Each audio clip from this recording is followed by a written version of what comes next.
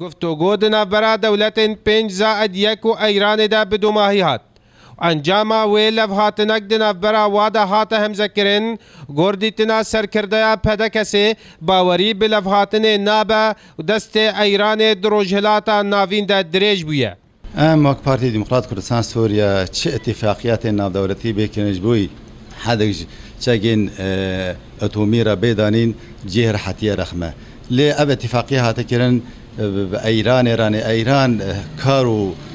tiştên kirin wek tarîxek hatin naskirin di menteqedan destdirêjiya têxin dewletê menteqa Şerqî Ewseta em dihsin Îran wê necat bi pêkanîna vê itîfaqîranê wek nimûne li Yemenê, Libnanê, Sûriya, Iraqê em nebawerin Îran bikar vê itîfaqiyê cebicîbînin.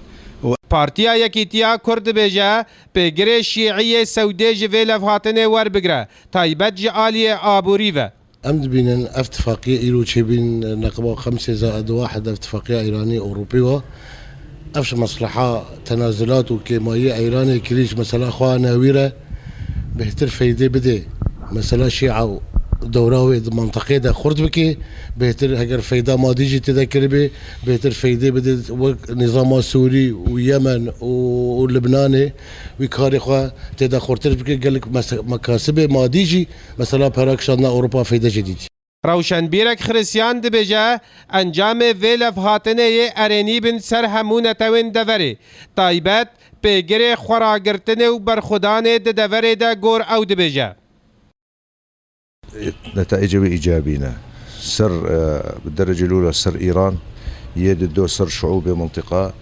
يسي سر مشاكل المنطقة وكالمسألة السورية وكوجود داعش وكالحرب على الإرهاب وكقضايا الكرد السورية عن العراق عن إيران عن تركيا وكتبيجن موقفي أمريكا دائما موقفك خرطة وموقفك رئيسية يعني وضعي منطقة